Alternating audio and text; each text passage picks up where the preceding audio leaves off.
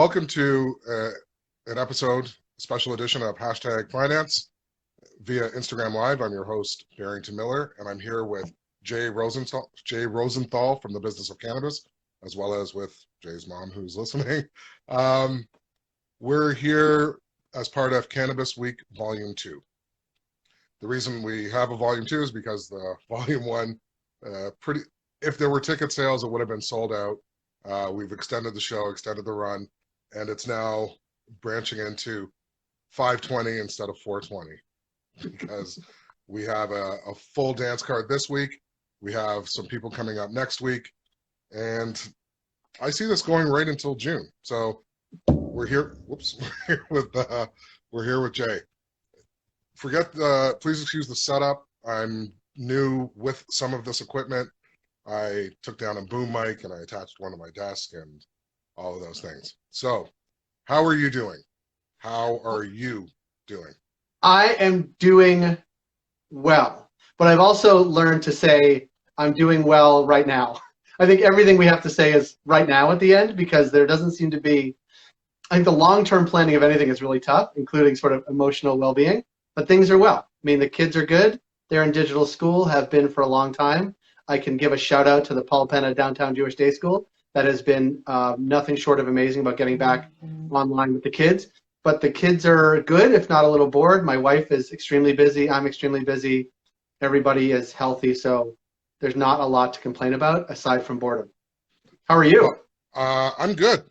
I'm good. For people who've watching and listening, I've been heavily involved with hockey and sports, and so for me personally, this is a nice little rest, but I miss it. I'm not gonna lie. I've been watching whatever sports I can on TV or I was listening to sports radio, and it's funny you were talking about as doing as well as you can.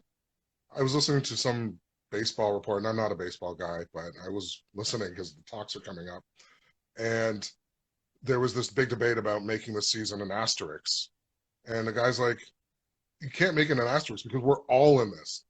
Just play it. If you have 40 games, 80 games, there's no asterisks. We're all in the same thing. It's not a special circumstance that's only league-wide. It's worldwide, and that's how it is. That's the new reality. There's been talk, but it's been a couple of weeks now, that they would limit Major League Baseball to those that play spring training in Arizona and those that play spring training in Florida, and limit obviously the fans. I mean, there'd be all these protocols. I guess part of the conversation I'm sure is going to be with the union if they want their players in that realm, but it'll be interesting to see what happens and when it happens too, because I think players are not, I'm not sure they're all willing to go down there and play, to be honest. Although I did see Toronto FC is actually starting practice, I think today. I think I saw that in the start today. Yeah, and I mean, it'll be interesting no matter what. I'm directly affected, or rather my son, and I'm nodding like he's over there. He's affected because he just entered his draft year and was taken by the Windsor Spitfires of the OHL. So yeah, we're not sure when that's going to start and those things. But enough about that chit chat. Let's get on to the reason why people are here and tuning in. And for those that are tuning in, I'm here with Jay Rosenthal from the Business of Cannabis, as well as Bonnie. I'm giving Bonnie shout outs. Bonnie is Jay's mom, and this is her first time on Instagram. I'm giving her shout outs all kinds. It's not her first time on Instagram. It's her first time on Instagram Live. Oh, sorry, on Instagram Live. Yeah. Stand corrected. Let's talk about Business of Cannabis. Yeah. What is the Business of Cannabis? What are you guys doing? What's changed? So for those that don't know, we launched in 2017. We are a cannabis business media platform. We do a lot of sort of content, video, and podcast. We do events. We'll talk about that in a bit. And we do some analysis and research. So we do, our core audience are the people, leaders and people and sort of employees that work directly in the sector. Those that follow the sector very closely to want to know what's going on, both in real time and over time. And so that's been our model since 2017. We do some public opinion research. We partner to get a lot of really deep insights about sort of benchmark pricing and consumer insights and the job component of what's happening in the sector. So we've really built, we think, a really valuable platform for the sector, starting here in Canada, but also sort of bleeding into the States and also around the world, and how those things intersect. We do obviously newsletters. We have a website. We're very active on social media. So that's our game. But I would say, and I think you're going to get at this, in the pre-COVID, some of the things we did, certainly most of our revenue, I would say, between a third and a half, came from events and real world events, whether they be focused on very specific slices of the sector like cannabis and technology, or we have an annual event called Medical Cannabis Week, which really focused on patients, practitioners, research, development, innovation, patient access. All of those things have had to shift online, and so we've done that, and we think we've done it pretty well, and we could talk about sort of what that means now and moving forward. But I think our model has shifted, as many have. We've shifted fairly quickly to fully digital, fully virtual, rolling up sort of not only networking and providing really valuable information, but really ramping up more and more content, because there is this vacuum of people wanting to understand what's happening, what's going to happen in the future. And we hope to fill that void, certainly for the sort of core industry professionals. Now, were you headed in that direction anyways, as far as doing the virtual switch? Is this a complete pivot? And lastly, post-COVID, do you see yourself remaining virtual or having some sort of blend? Yeah, so it's funny. So I was just looking back. So in our Vimeo feed, me and then one of our co-founders, Reva Seth, we were on a Zoom call. This was January 2017. And I said, Reva, wouldn't it be interesting if I could actually record the conversations we're having with people anyway, just about the state of the sector? And I have that one video that I started to record. So we were doing Zoom interviews in January 2018. And that was sort of the impetus, like, we're having lots of conversations in the sector, but everybody's super busy and we can't all travel to be in studio. So what if we just recorded these video calls? So that was like one of the first things we did in January 2018. They started coming out in fairly rapid succession. And that was really the impetus that we started with. So it was really, we are too new to get people to leave their office to come to the studio. We want to sort of fill people's social feeds with really compelling cannabis business content. And so we actually started doing that. So it wasn't a pivot. We've been doing this for some time, obviously. But we've also incorporated much more live streaming, right? Those were really recorded Zoom calls that we would push out. It was interesting because everybody would give you 5 minutes in front of their computer. I think we've learned a lot about the sector, where the sector has been, is now, and is going. So the conversations are much more contextual to those specific slices. But also in January 2018, there weren't 400 verticals within cannabis. There weren't people who were only focused on retail, only focused on building brands, only focused on cultivation. It was like everybody was kind of doing almost everything or thinking about it. Right. But we always really like the more focused conversations. Like I think about sort of foundational technologies like Ample Organics and some others that were very early on sort of part of our sort of things that we like to cover, because they weren't super sexy to like a BNN or the Globe and Mail, in that they weren't publicly traded companies and they weren't going to be. They're really sort of infrastructure companies. But that was really interesting that there were people taking up this infrastructure component that were uniquely Canadian and that we could talk to and were accessible, and we would put them on, right? So put them on the thing. And then of course, it's not just video now, it's also podcasts. It's also some very specific programming around startups that we do. We've built out the cannabis and technology platform. We did a whole week of virtual event around, retail tech as it relates to cannabis. We're doing a series over the next 2 months with Shopify about sort of their solution and the infrastructure they build for cannabis retailers. So we really like the more focused conversations, because that's really what industry conversations sound and look like, much more than, necessarily sort of what are consumers doing, although that's important too. But like what products to buy and what it looks like on the shelf is important from an industry perspective. But it's also, we don't necessarily talk a lot about sort of consumer engagement necessarily, only as much as it sort of informs people's business strategy. Now, when it comes to Shopify, I think I just read that they took over, they passed Royal Bank as Canada's #1 valued company. So big shout out to Shopify. Yeah. Now, for good those timing on our part. What's that? It's good timing on our part to have them be a partner for the next 2 months. No, it's perfect. It's perfect. Use that branding, man.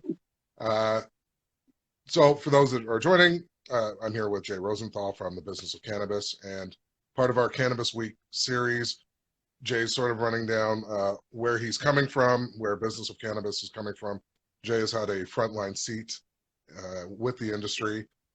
Now let's talk about the present, the here and now. What sort of companies and trends are you seeing more of? What sort of catches your eye?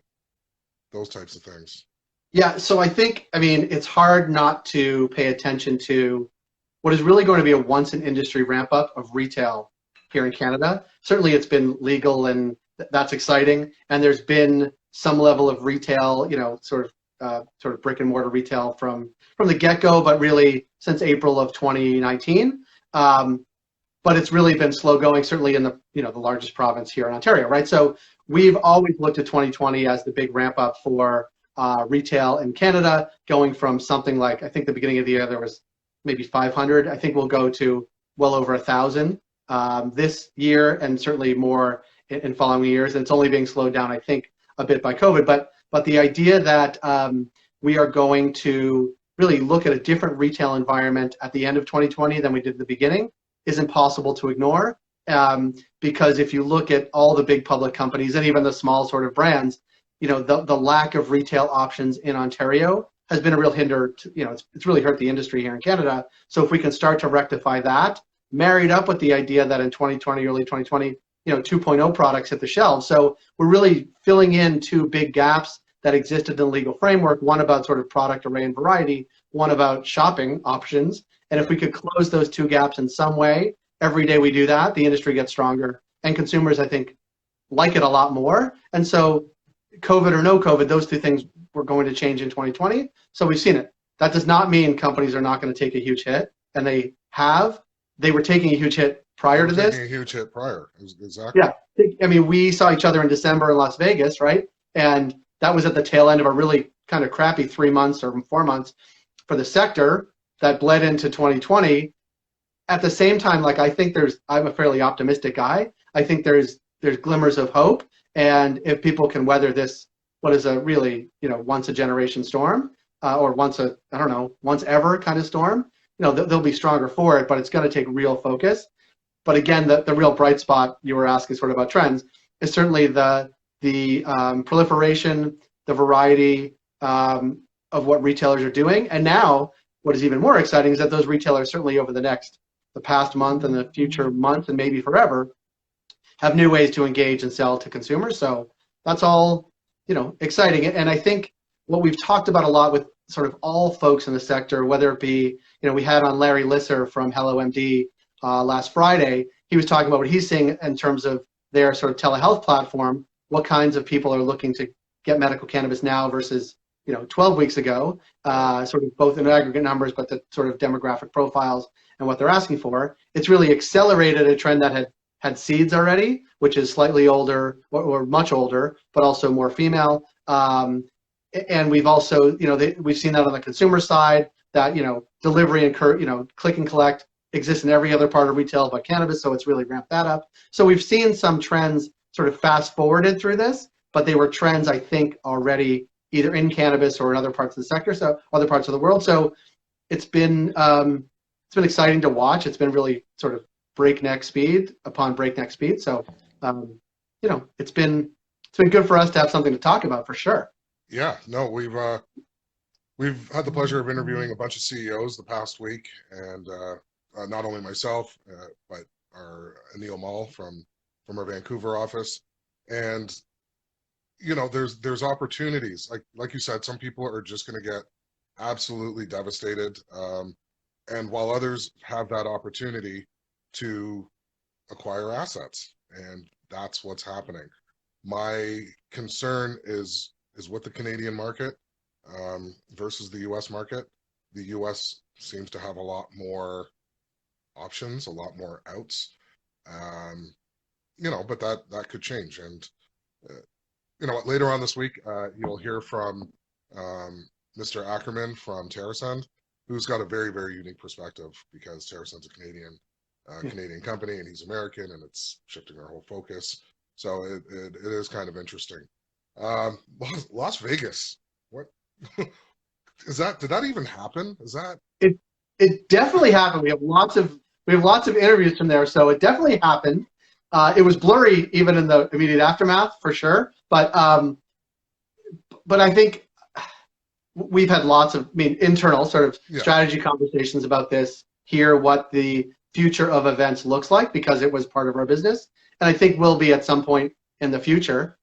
If we're giving a shout out to my mom, we also have to give a shout out to my sister who just oh, joined. So the whole nice. Rosenthal family is, Rosenthal is here in the house. Welcome. yeah, they both live in Massachusetts, a state with adult use recreational cannabis. So I don't think that's why they joined, but they joined to see Barrington Miller, I'm Oh, sure. right. Uh, We're doing the beard replacement thing. we're just swapping beards. Yeah, I would say so. Like the event world, which cannabis was very heavy on, right? Like MJ yeah, Biz was the seminal event, right? for sure. In Canada, Lift and Co was the seminal event. Um, I if I was building a business today, or this was part of my business where my business was predicated on getting 10 to 50,000 people to turn up in a Right. city that wasn't their own. I just think that's going to be a very difficult task on so many levels. One, is it even going to be allowed? So like that's the biggest one. But say it is going to be allowed by public health officials, by cross-border travel, and all those things. Our company is going to be sending their people en masse there, like especially Las Vegas, where everybody has to travel there. Oh, That's one question. I Two, think you know the answer to that. yeah, and I, I This mean, year. you guys, you had a big booth, right? And we were there with you. It was a great experience. Um, but will people make that decision in August to send people in December? That's like another question. And will employees want to go, or will they go? Like, I think those are all really unknown. And say all those things are a yes. Yes, it will happen. Yes, companies will send them. Yes, employees will want to go. Are we going to be in this elastic band where we're in sort of social distancing era and out sort of this, I heard someone Right. describe it on the New York Times as the sort of dance floor and hammer, right? Those two things, like we tiptoe out on the dance floor, and some places are doing that now, and then we get the hammer down where we have to come back because there's a flare up, and like nobody knows. You don't know, I don't know, and certainly the people that are planning big conferences down the road don't know. And so this is why, for the time being, until we have foreseeability, we're not going to be planning real world events, and we certainly won't plan them that are more than 50, 100, 150, 200 people, whatever seems to be the most compelling part. But that is not that different than the role we've always played. We always look at events, certainly for our partners, as ways to highlight your company or brand before the event through our content channel, during the event because you have the right 50 or 100 people in the room. And I think about our Cannabis and Tech conference, which you guys participated in, like that was really a curated group of people talking about a very specific topic. And the way we always look at that is really that's the nexus point to create great information and content that has long legs as well.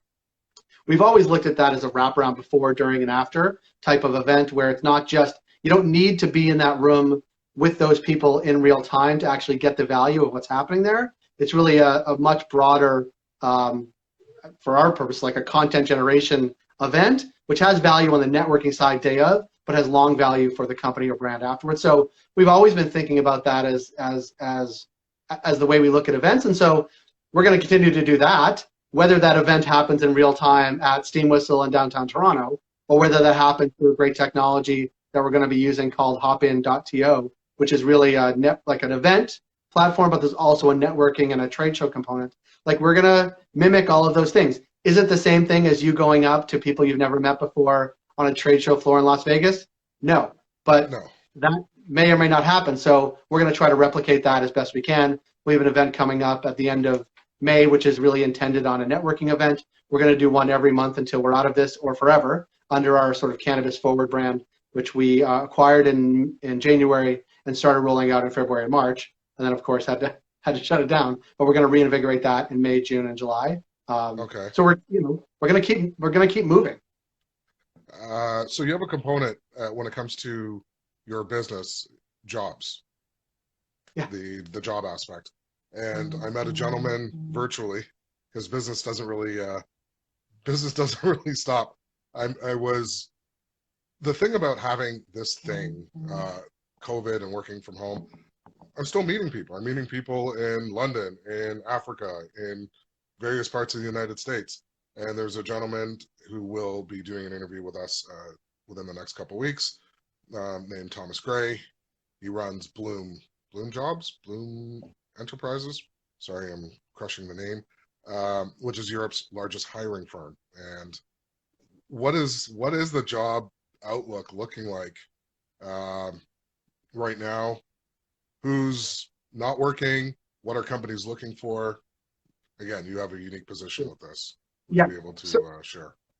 yeah, so a lot of the work we do on the job and hiring front is with Cannabis at Work, a really well-known outfit here in Canada that does recruiting really all over the world, but most of it is in Canada. And we had Alison McMahon, who is the founder and CEO over there. And what we've seen is that jobs are continuing to be posted, right? The idea that there was not enough QA, QAP type of quality assurance people with food, beverage, pharma, like those needs still exist as the industry continues to grow and even become more specific, right? You have extraction only companies, you have people who are making gummies, you have people making beverages. All those people need QAPs that have, deep experience in that realm. So that part of the industry, I think, will be strong and not forever, but it's still something where people are hiring and trying to find people.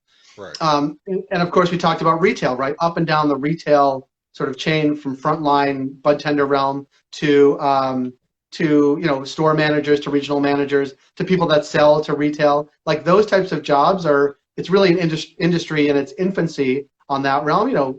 Area reps, and there's always new brands launching, so brand managers and that type of thing. So those things are happening. Of course, they're happening slowly or slower, and they're also happening in a pretty unique environment where people have to start work by not going to an office, right? That's a pretty unique scenario. And on the tech, like there's also the sort of intersection of cannabis and technology. And as most of these companies try to figure out their e-com or something like e-com strategy, that takes tech companies to do it. A lot of them are based here or have outfits here. I'm thinking, Kova and Verta, and these companies that really make that last mile connection. And we mentioned Shopify, right? So that's a huge company that has lots of tentacles, and maybe aside from Zoom, maybe one of the best positioned companies out there in terms of making it easy for people to set up e-com from very, very complex e-commerce platforms or very, very simple ones. Shopify is really one of the defined technologies that are happening to happen. So there are jobs to be had. It's just, of course, slowed down.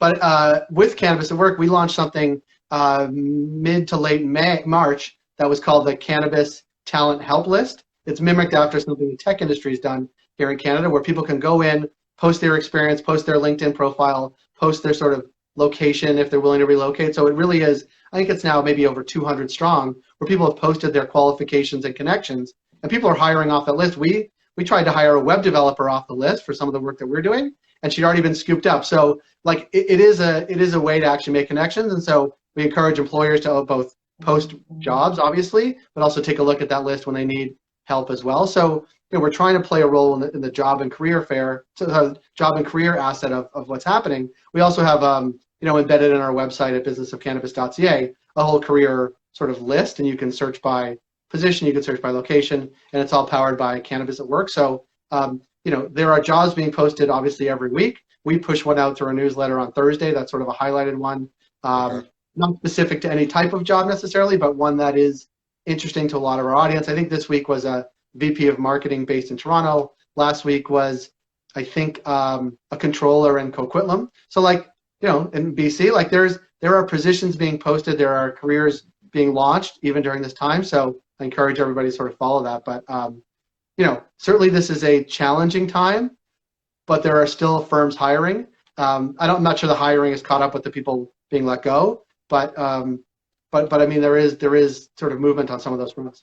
When the one that sticks out in particular is Kim Rivers and from TrueLeaf, and they are hiring. They're hiring customer service. They're hiring people to be on the phones because that part of their customer service aspect has not dwindled. In fact, it's ramped up. Same with Cresco, same with Curaleaf. They are hiring. So it does echo what you're seeing. Just give me one moment. I have my Yeah. vibration thing on, and it's really annoying, and the phone keeps rattling. Well, I keep hearing my Slack just like for work. um, I thought I changed my settings so it didn't make that terrible noise, but I guess I've screwed that up too. so here's a question: has COVID been good or bad for the industry? And I mean, let's obviously I'm not talking like the health question and lives affected and all of those things. That goes without saying. The negative and the economic impact it's had. But as far as a progression and forcing the industry to change and to, I'm gonna say, clean up and act like a real industry, um, strength of balance sheet and quality of brand, those types of things. Has it been good? Can we even ask? Is it too early? You can ask it. I mean, people are going to comment I on my just answer did. to your question. They're going to badmouth you on the question. No, look, I think it goes back to this is really sped up or exacerbated some things that have happened, right? It's made brands act like real brands across a country, or whether it's this country or the U.S. It's made people really focus on not even just efficiency, but efficiency and like strategy, both. Like you really need to have a strategy and execute, and then get rid of things that aren't working. Now that's super harsh to say, but it was going to happen sooner or later. And No, I don't I even agree. know, but like there are all the biggest companies in Canada, certainly the publicly traded ones, have had layoffs, right? They've really, from Canopy to Aurora to everybody, right? That is a function of the market. That's a function of we need to really hone in on what we're going to be doing. So in that respect, that has certainly for people who lost their jobs, and at Canopy it was a lot and it was all at once. Well, twice. It was people in a cultivation facilities out in BC, and then sort of in more sort of digital marketing and digital last week. So that hurts a ton, and it may make many of these companies more efficient, more focused, which I think probably is a benefit to them long term. I think what has happened on the retail front in the midst of this is probably good for retail in the long run. Maybe in the short term, there's been a hit of sales, of course, but it's gonna they've become more efficient. They're allowed to operate in new ways. They've been really nimble. I think the ones that are really successful at being nimble. I just saw Fire and Flower has 100,000 people on their sort of rewards platform that they've built with Hi-Fire. Like that's a lot. That's a lot of cannabis consumers in Canada that have joined the ranks of this sort of platform, which is really unique and really forward thinking. But they did that from the get-go, and my sense is if you looked at people who've signed up over time, there's been a big ramp up over the past 2 or 3 months, and that's why you saw that announcement. I think it was today. But I think one thing that is overlooked, sort of because it's not that interesting to people outside the sector, is that this, almost for the first time, the sector has come together to advocate for things that matter for the sector. And so, early on, BDC wasn't, the Business Development Bank of Canada wasn't treating cannabis companies the same as everybody else on loans, right? COVID-related loans. The industry advocated and it changed. Similar with Farm Credit Canada, advocated and changed. Now, it's not 100% easy to get all those things, but being treated like everybody else is important. Nothing was more clear on that front than in Ontario, where the province went from having cannabis being an essential service on the retail front back to being non-essential. And then there was this outcry saying, no, you can't do that. Not because we're trying to defend an industry, of course we are, but if you do that, the black market comes back roaring, right? And so, and it did over the course of really 48 hours. Right. So the province, to their credit, said, you know what? We were wrong. It's going to be essential. Here's how we're going to make it work. Curbside pickup and delivery to homes. Now you, industry, go fix it. But it was really the industry coming together on several fronts, but really cohesively with unified messages, maybe for the first time. And so whether it's the Cannabis Council of Canada under George Smitherman's leadership, which is new, he started at the beginning of March, or some of, the Canadian Chamber has their working group, the Ontario Chamber has their working group, some coalitions of retailers, and really industry professionals saying, you know what, we can do this. We are like every other industry. We can advocate for ourselves. We can make smart arguments and feel good about them. And I think it's worked, certainly in Ontario around retail. It's worked on the federal level as well. And I think that at the end of this, will be very positive for the sector, even though there's going to be a lot of bumps on the road to get there. But I think both on the operations front, on the cohesion of the industry front, I think there's been, if you're looking for a silver lining, those are some of them. If you're an investor, are you getting back into cannabis if you got out? It's a good question. I think if you're going to get back in, you're going to take a lot harder look at the companies you're investing in, which of course makes sense.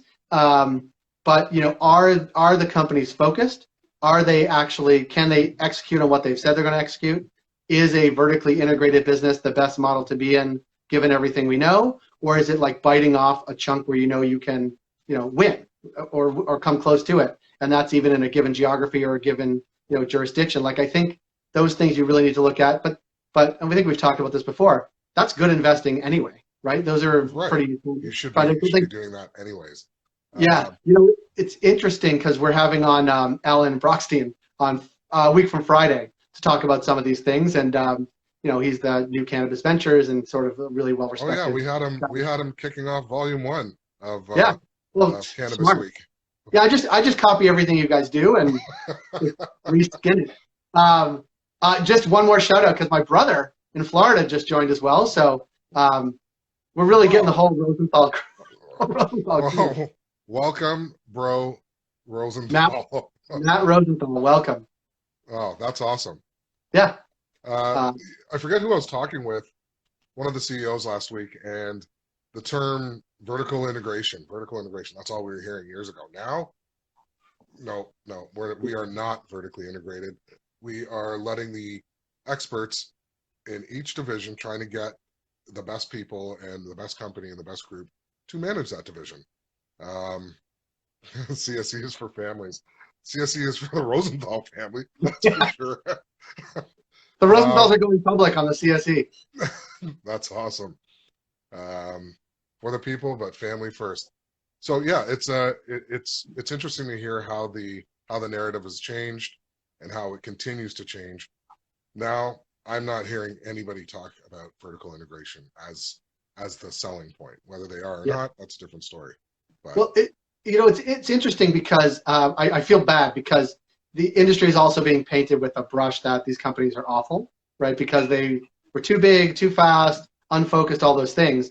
Now the companies that have been focused and have been really, like a laser on their slice of this sector are sort of being painted with the same brush. And I think of, there's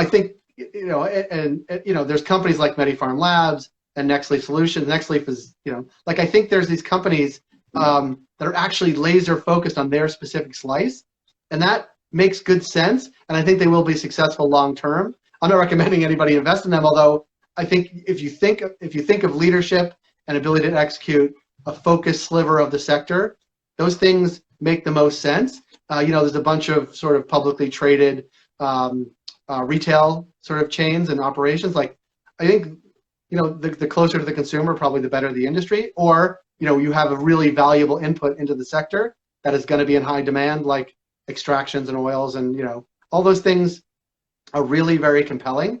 And like, I'm a nerd. Those are the folks that seem most interesting to me way back when, that like had a very clear vision of what the world is going to be like. I mean, I remember talking to the MediPharm Labs guys, and I was like, I don't even understand what this is years ago. Yeah. Like, tell me exactly what the business is. They're like, no. We come from pharma. We understand that this is sort of a contract manufacturing game, or will be, and everybody will need this. We'll need these products, and we're going to produce them. And it's not creating a world recognized brand. It's creating really thoughtful execution and crushing your slice, and then getting on with it. And so I think we'll see the people crushing a slice and getting on with it. And I think we actually are in the midst of that. I think those companies will start to get much more recognition. I believe so. And when I was talking with Charlie Bachtel, and not to name drop, but it was interesting that these companies are getting money. They have financing options, and they're saying no. They're saying we don't.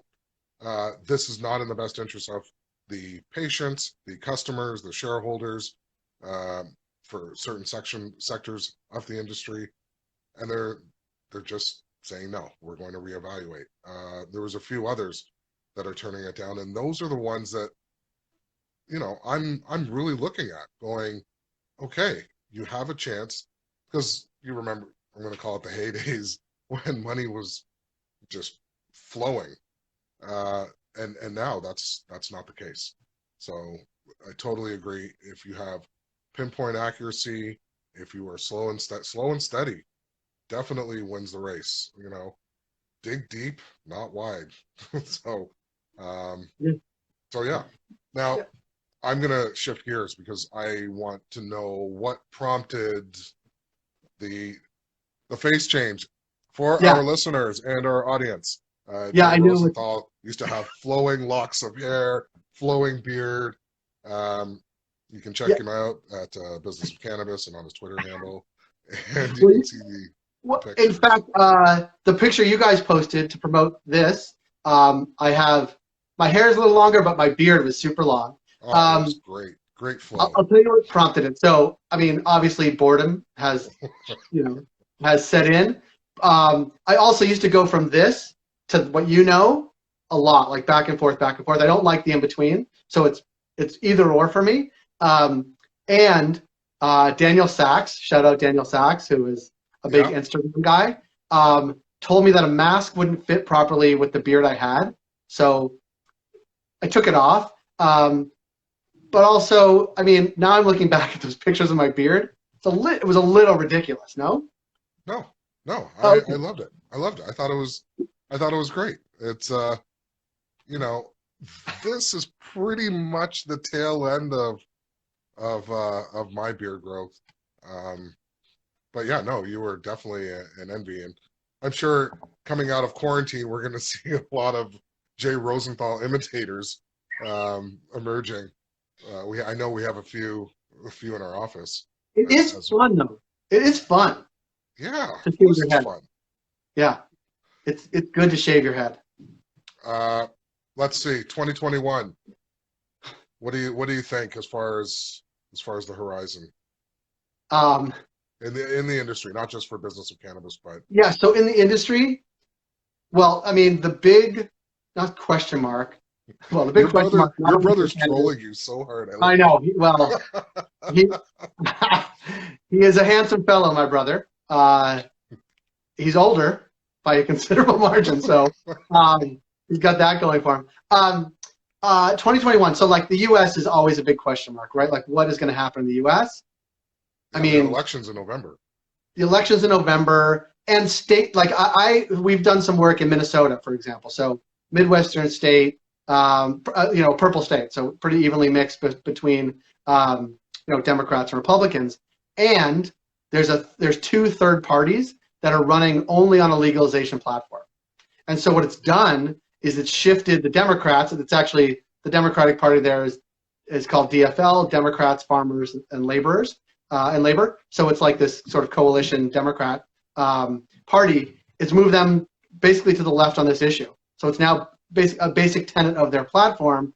So like the politics are moving towards legalization, I think, on every front. Hmm. How quickly that moves state to state is question mark. In some states it'll move faster, like Minnesota likely, and other states it'll move slower. But the arc is going towards legalization. What that means on the federal level, where they can't get out of their own way on anything. So like big sweeping legislative change, I don't think happens. Certainly doesn't happen under Donald Trump, and may not happen under Joe Biden, especially if the Senate is Republican. But the way things are trending now, I mean, I don't even want to say it. Like, things are trending. That may be good for the industry. Let's say that. Yeah. Okay. So I think that's one thing, but it's not going to happen immediately. And I think you were part of the conversation in Las Vegas as well, where it was, careful what you wish for as an industry in the States, if you are a US based company, where the standards that they are adhering to are, state by state, and compared to what we have here, fairly lax in terms of how they grow, how they produce, all those things. Whereas this may be an interesting opportunity for Canadian companies, Canadian expertise that grow, it's not, some are growing at EU GMP standards, or at least to a really high, rigorous sort of FDA kind of standard. Those types of things Canadian companies are really good at. The US companies have not actually grown to that sort of standard. So there may be opportunities there. And on the Canadian front, like I think if we end 2020 with, 1,200, 1,500 retailers or like really close to that, I think we're going to be in good shape to see a real steady upswing of consumers buying sort of, legal product. And I think sort of the businesses that are doing that, whether they be retailers or producers or, gummy manufacturers or all the inputs into that, we'll see a really nice gradual upswing. And I think we've even seen that, right? And I think this may be an impetus where people say, you know what, I only want to buy legal product in my neighborhood. And now you're going to be able to do that, right? We've seen in Alberta, sales have been bigger because they have more retail. In my neighborhood in Toronto, within the next, I would say, month, I'm going to have 4 or 5 retailers within walking distance. And I had 0 a month ago, right? Like it's just, Right. it's happening quickly. So I think we'll see more getting closer to a steady state of an industry than certainly where we are now. And I think those are going to be good things all around. I still think there will be this weird thing happening in the States where it's like state by state and bifurcated. And, you may see some people start to emerge, but, we've seen some people emerge and then really, I think about MedMen, right? Like it's been a tough go for them, just too big, too fast, too big an infrastructure, hard to service all of that with, 10 different regulations. It's tough. Well, we've definitely we've been doing unofficial polls as far as if you had a choice between banking or legalization, what would it be? And 5 out of 6 CEOs say banking, 100%. One of them actually said, "I don't know if I really want legalization," because the way their business has been modeled and structured is for the rules and laws of that state. Yeah. And by having it going legal and across the federal jurisdiction, you have to change your business model. And I don't know if companies are ready to do that or if they're capable of doing that, especially during COVID. So I do think something interesting has happened, but maybe it's because I follow it and you make your own sort of, you meld what you're reading into your own beliefs. But I do think this, certainly in Canada, I'll just say in Canada, the stigma around cannabis use has died down considerably over the past 8 weeks, maybe 9 weeks, right? And it's not this sort of taboo subject, and the sky is not falling. The closer it's being regulated to alcohol, the better, I think. The fact that the province sells it and now retailers sell it and get delivered to your door, all those things like accelerate this really quickly to a point where we may come out of this, maybe, I don't even know when, but whenever that is, end of the summer, fall, whenever it is, where it's like, okay, not the government gives up on it, but just says, okay, we can loosen some of the marketing regulations. We can loosen some of, shrink cultivation, licensing timelines. Let's get more micro growers in there because it's going to be a good way to sort of reuse real estate and get people employed. And like, I just think there is a possibility where this becomes a job creator and something that is a steady Canadian industry that can't be outsourced. It's means of production, but all local or in Canada. Like I think that's possible. And I think the stigma means a lot less now than it did 3 months ago, where it's not an important conversation to have, whether this is a public good or not. It's just, it is, people want it. Let's get it to the people because people like it and want it, and let's get them legal stuff. Well, I think I would argue, because that's what I do. I think I would argue the stigma question simply because we're not out. Nobody is really out. It's not, the stigma from my vantage point had more to do if you're walking down the street or you're at a soccer game or large group settings where there's a very mixed crowd, whether it's race, color, creed, height, beliefs, anything. That's where, but everybody's at their home or relatively contained, and I would like to see the post quarantine how I guess how people are treated and how they treat one another. Yes, although, and I'm looking down here because I just saw it come up my screen. So Truss, which is Hexo and Molson Coors, launched their first product today. So good to see people launching products, but it's it's a drop. So it's called Verivel, and it says drops that give you the freedom to choose your own dose. Like it's very much discreet, Yep. choose your own. And like that type of thing, it won't matter where you consume or how you consume it. Nobody's going to know. It's water soluble. You can bring it to the Leafs For game, sure. drop it in your Diet Coke or your beer. I mean, I don't advocate. Well, I do advocate for that, but not publicly. But like even over the course of the past 2 months, many more products hit the shelves, including beverages have really had a ramp up. And this product from Truss, and there's a Green Organic Dutchman one that's a powder that is water soluble. Like the more it becomes that discreet, the more vape pens that come out. It won't matter that people can't smoke anywhere, but it's going to be just more prevalent, and you won't even know it. No, I totally agree with that point. And Just don't tell my mother. Yeah. Don't tell my mother. Yeah, the Rosenthal family, just earmuffs. We've reached the top of the hour. If somebody needs to get a hold of you, or somebody has questions, I don't think we really had a lot in the comment box, but how would somebody get a hold of you? Yeah, everything we always do is at businessofcannabis.ca. That's like our sort of repository of all the things we do. But I would also follow us on Twitter and LinkedIn, Facebook, and Instagram. But certainly Twitter and LinkedIn are our most active places to get in touch. I'm very available through LinkedIn as well, or you can email me at Rosenthal@businessofcannabis.ca. I'm fairly responsive. I try to be. And I encourage everybody to follow us because I think what we're doing is pretty interesting, and we're trying to fill this gap where people need information, need knowledge, can't get to industry events. We're going to try to replicate all of those things every day between now and forever. So tune in. Well, and if you are shy about writing Jay, you can always contact the Canadian Securities Exchange at #finance. We are on Instagram Live. We have a full slate of shows this week, 2:15 Eastern Standard Time, 11:15 Pacific. Check out West Coast Wednesdays. I think this week's host is the always amazing Anna Sarin and equally amazing Anil Mall.